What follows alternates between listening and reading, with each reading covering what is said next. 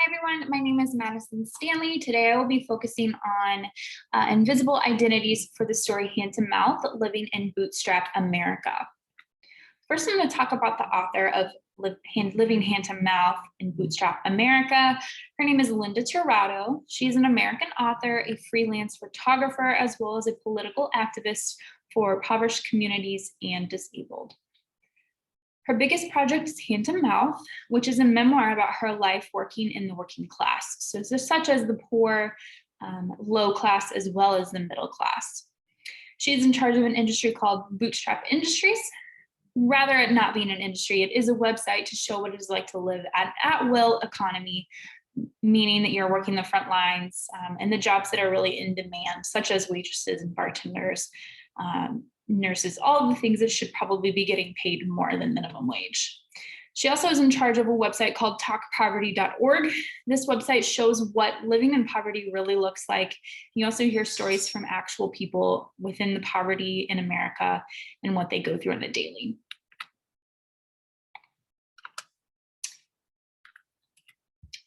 She was known as the average American. I couldn't find anything more as to what this meant from the Huffington Post article I read, other than she has 2 kids and 2 jobs. It didn't say anything about her marital status, anything like that. It literally just said 2 kids, 2 jobs.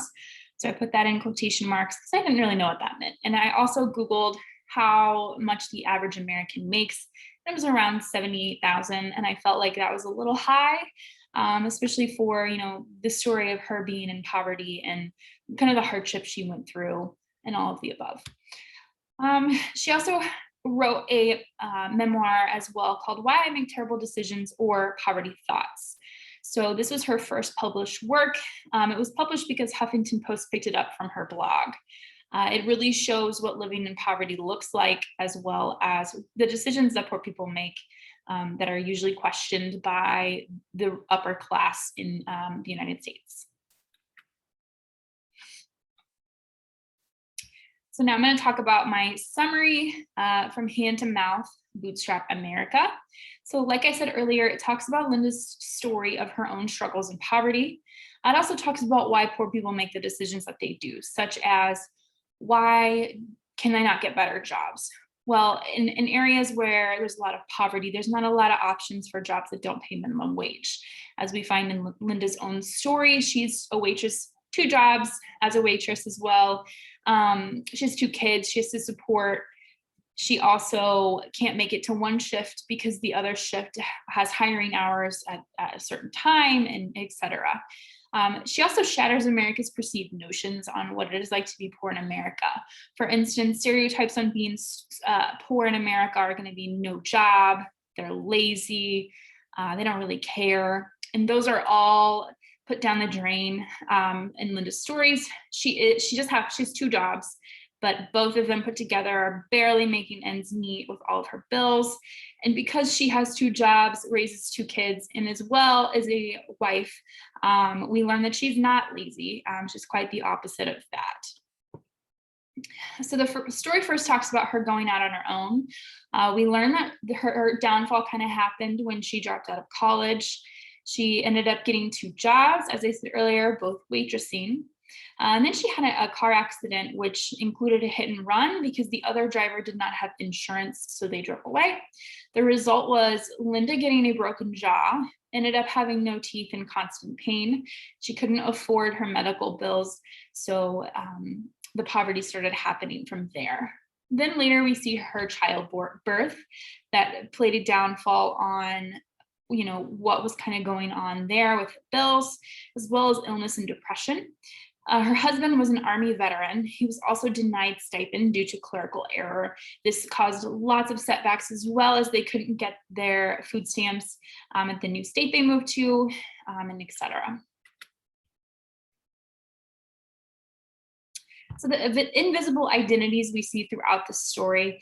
Her sexual orientation is invisible from the very beginning. She talks about the men at her bars being very predatory, but that's all you really hear until she talks about her husband being in the Army. So we learn that she is heterosexual. Her immigration status are unknown as well. We learn that she's an American citizen, but that's really it.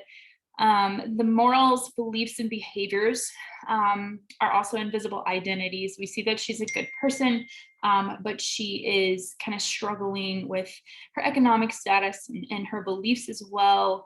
You know, she sees the real side of being in poverty, and she wants to show everyone that it's not the stereotypes that it really is. We also see her behavior. She's a very strong-willed person. She works hard. She's not lazy. She's just in the circumstances she is, she's struggling.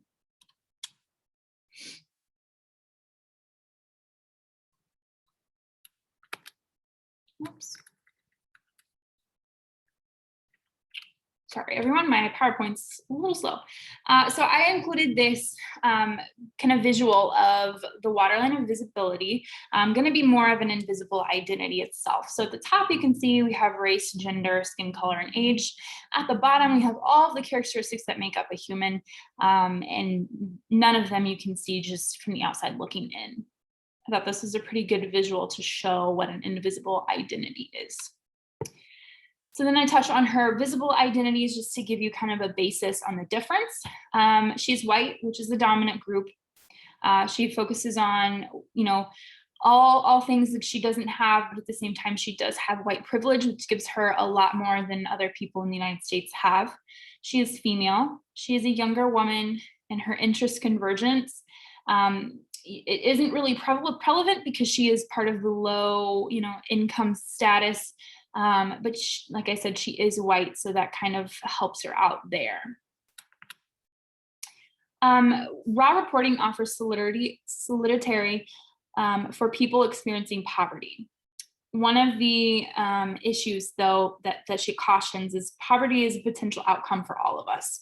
So with this being said, we should focus on people that are struggling to make ends meet and potentially even, you know, raise the minimum wage so people can survive due to inflation and all the other things. So I really think, you know, she wanted to reach out and touch the people that are experiencing poverty and let them know they're not alone, as well as kind of enlighten everyone else on what is going on, and the stereotypes are completely false.